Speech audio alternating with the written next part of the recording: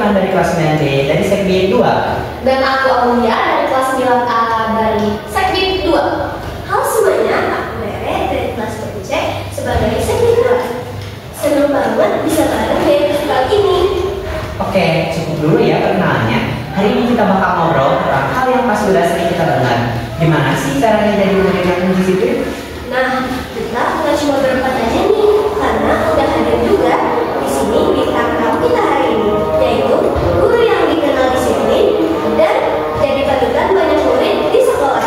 Kita sambut Pak Uki.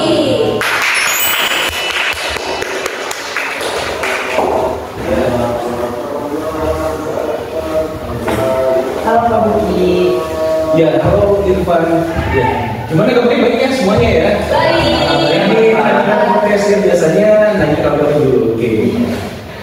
Ya, silakan. Langsung aja ya Pak, kita mau nanya nih, menurut Bapak apa sih arti kedisiplinan bagi seorang murid? Oke, pertama-tama tentu sebelum Bapak bicara lebih lanjut ya mengenai pertanyaannya kan ya tentang kedisiplinan bagi seorang murid. Tentu Bapak senang banget ya bisa diundang sama Sekbid 9 dan Sekbid 2 ya dari OSIS Pasar Merta. Tentu pertama program ini merupakan program yang begitu baik ya, anak-anaknya apresiasi banget buat kalian semua. Mengapa? Karena kegiatan podcast ini bagian dari literasi digital, di mana yang kita tahu bersama ya anak-anak kalau misalkan dalam era ini, dalam era industri yang sedang amat sangat ini ya akhirnya kita hadapi bersama, digital itu nggak bisa dilepasin dari kehidupan kita sehari-hari. Termasuk diantaranya adalah literasi digital dengan media podcast. Hampir semua orang menyimak podcast, hampir semua orang menikmati podcast dengan cara yang apa ya, mungkin ya lebih santai gitu ya obrolannya, padahal dari segi konten atau dari segi esensi itu amat sangat penting, terutama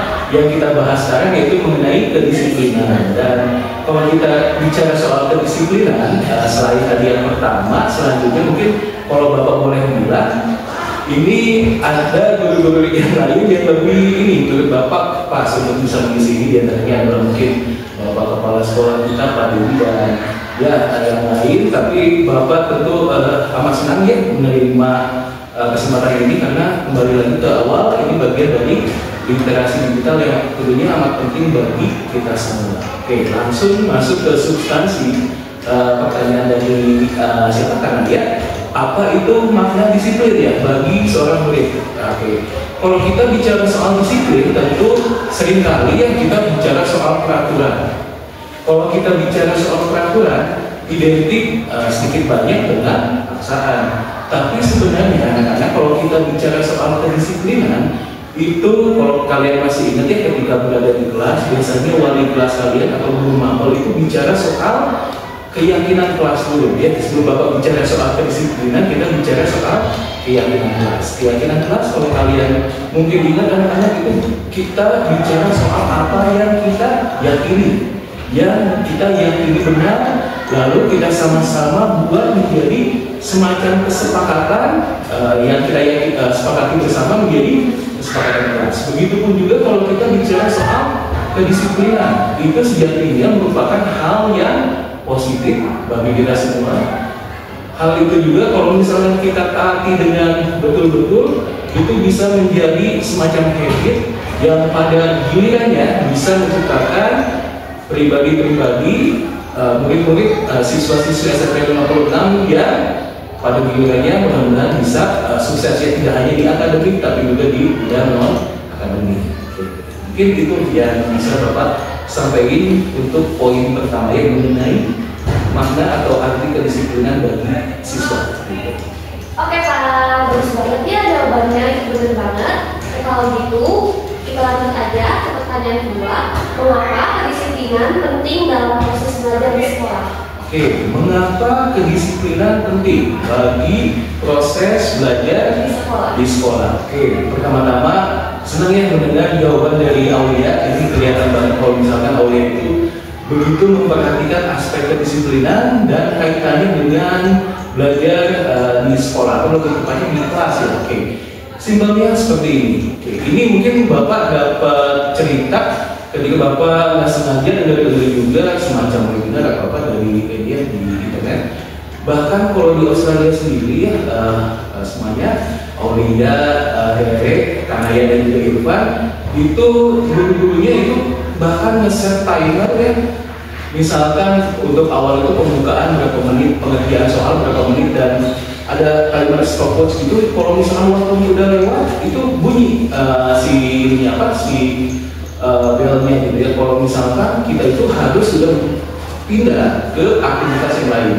Sebegitu pentingnya negara-negara di barat gitu ya, salah satunya mungkin walaupun mungkin yang Australia ya itu menerapkan kedisiplinan. Dan kalau dikaitkan dengan yang ada di kelas, tentu kedisiplinan itu penting, tidak hanya soal waktu ya, sebenarnya bisa juga kita bicara soal sikap. Kalau kalian perhatiin gitu ya, mungkin di antara kalian Bapak yakin nggak ada yang sampai ditegur sama guru mapel ketika berada di kelas karena berisik atau karena sifatnya kurang baik. Tapi kedisiplinan juga bicara soal sikap. Ketika kelasnya itu kurang tertib, biasanya pembelajaran di kelas menjadi kurang begitu efektif, yang pada gilirannya akan berpengaruh ke ini hasil belajar siswa-siswi semua. Jadi sebenarnya kalau kita bicara soal kedisiplinan dan kita tidak hanya dari segi waktu dan juga sikap, itu sebenarnya untuk kebaikan kita semua. Jadi kita pada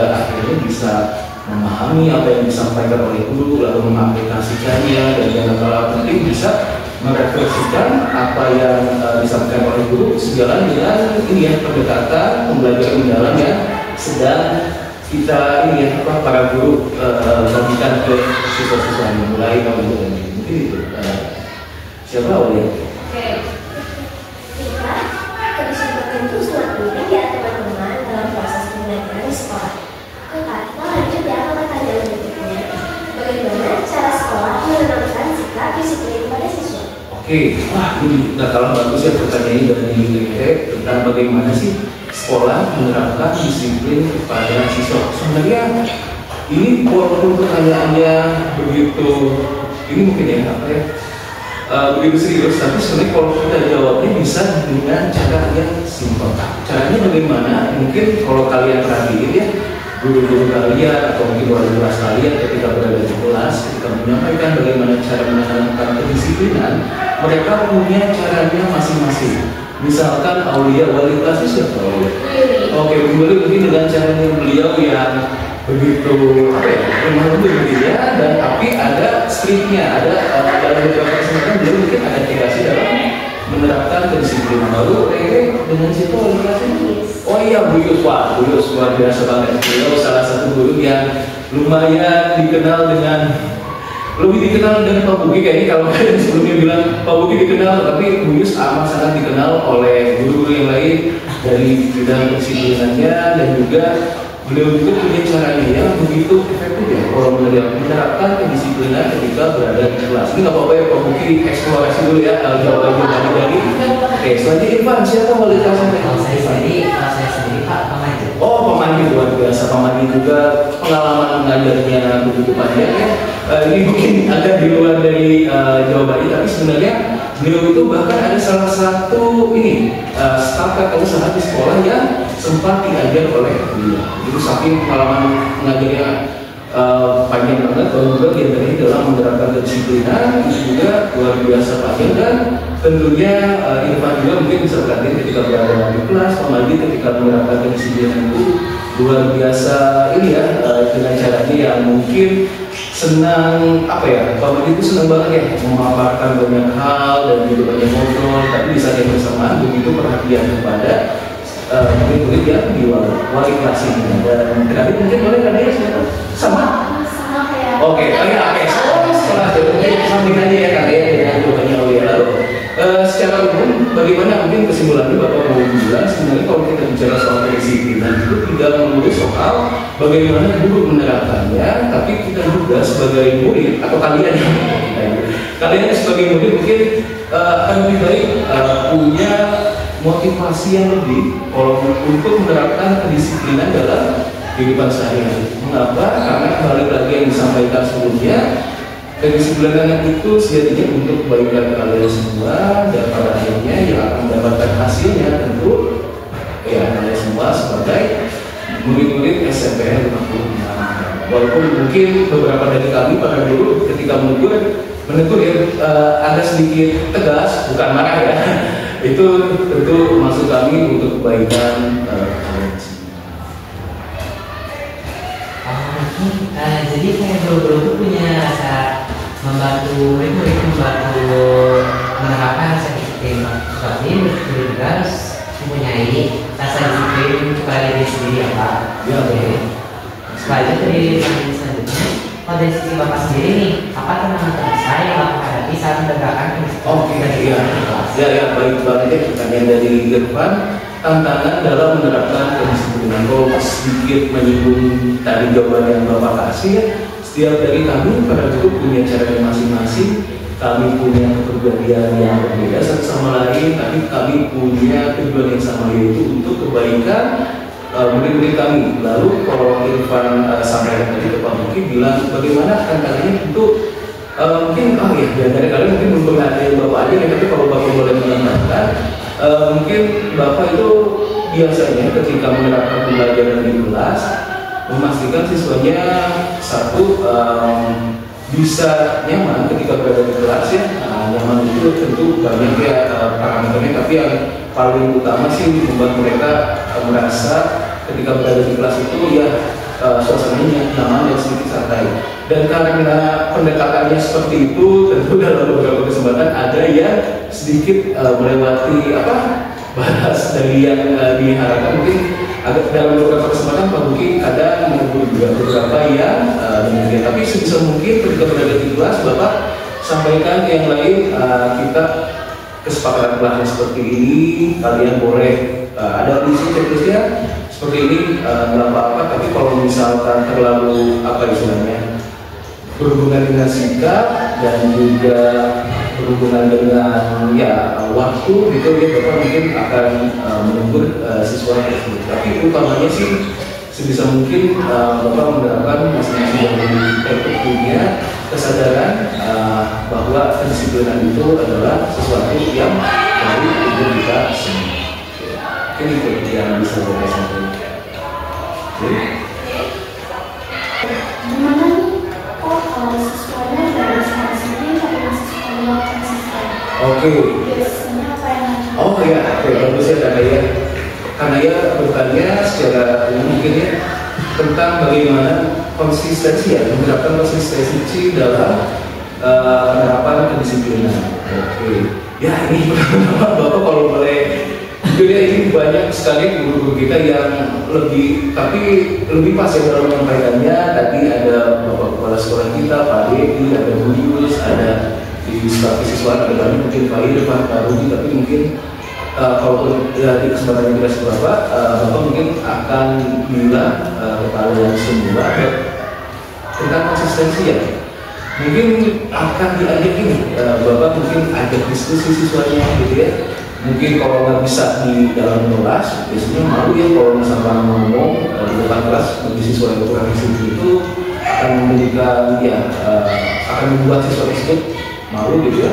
Biasanya mungkin Bapak minta di luar kelas, mungkin ya di luar kelas bisa ada kesempatan yang berbeda kayak di ruang guru Bapak akan tanya ke dia apa sih hal yang membuat dia itu tidak disiplin gitu ya, dan di saat yang bersamaan Bapak juga mencoba untuk menanamkan nilai-nilai positif dalam diri dia dengan sama-sama ini merefleksikan apa yang dia atau siswa tersebut rasakan. Kalau misalkan dia berubah sikap negatif, mungkin Bapak akan menyampaikan ke dia sebaiknya seperti apa sih, lalu konsekuensinya yang kamu lakukan kalau misalkan berubah sikap katakanlah yang negatif dan melanggar kesepakatan kelas itu konsekuensinya apa sih. Dan setelah diajak ngobrol biasanya siapapun siswanya ya akan paham dan akan mengerti kalau misalkan hal tersebut itu mungkin kurang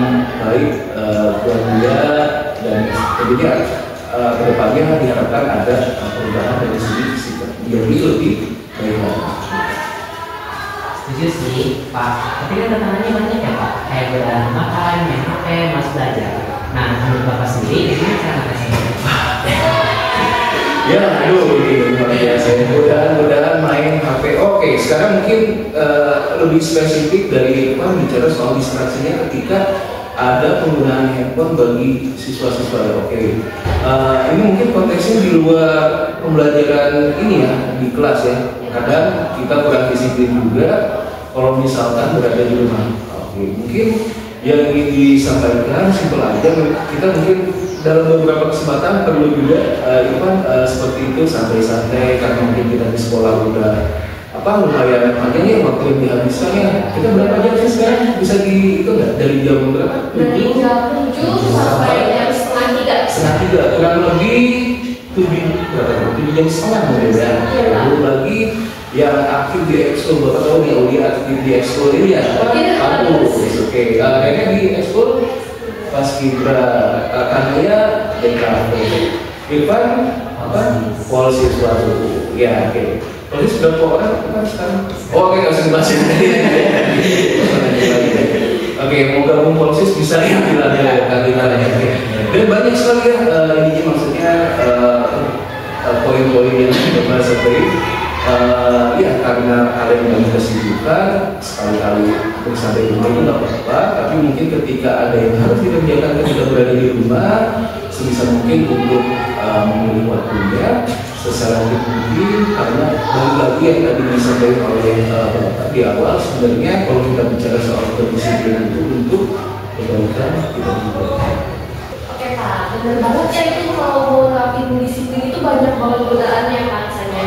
Tapi ini Pak, dari Bapak sendiri ada nggak sih tips biar disiplin itu jadi terasa ringan dan bisa jadi kebiasaan sehari-hari biar kita melaksanainnya itu kayak bukan beban gitu, tapi memang sudah kebiasaan. Oke, bagus banget. Bagaimana caranya menerapkan kedisiplinan supaya tidak menjadi beban? Oke, balik lagi ke yang paling awal tadi Bapak sampaikan, kita sebisa mungkin yakin atau paham kalau misalkan kalau kita bicara soal kedisiplinan, kita bicara soal keyakinan kelas, kesepakatan kelas dan lain sebagainya, itu untuk kebaikan kita bersama.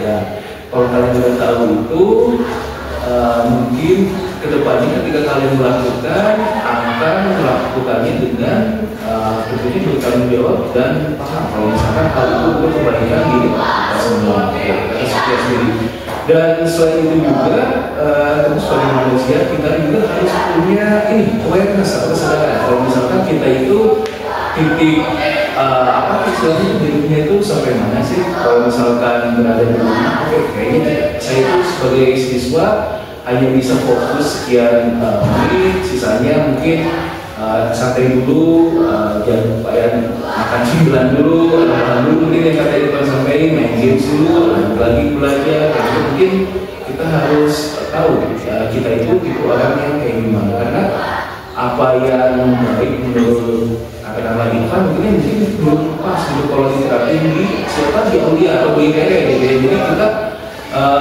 mungkin kalian bisa berdiskusi dengan orang tua kalian kira-kira yang pas itu gimana, dengan kakak, dengan adik atau dengan teman dekat, mungkin bisa juga kayak gitu. Oke, teman-teman di rumah juga bisa ya nerapin tips dari Pak Ki. Oke Pak, kita lanjut ya. Kalau di rumah itu, peran orang tua seperti apa sih untuk membantu anak disiplin? Oke, peran orang tua seperti apa untuk menerapkan kedisiplinan? Oke. Pertama-tama mungkin Bapak mau tanya dulu nih ke kalian supaya ada diskusinya ya. Oke, menurut kalian peran orang tua kalian ketika berada di rumah itu seperti apa? Kalian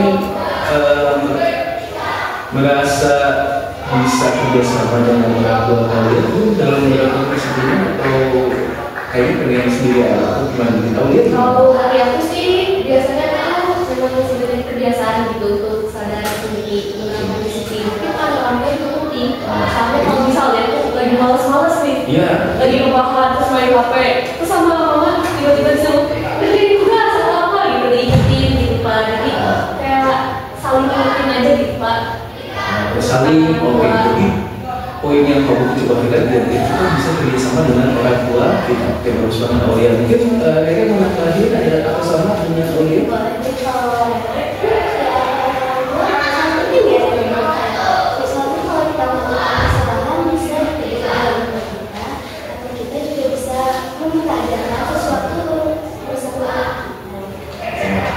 Bisa minta arahan ya orang tua kita. Oke, bagus banget ya Rere. Boleh karena ya, oke. Oh sih penting banget ya orang tua untuk kedisiplinan.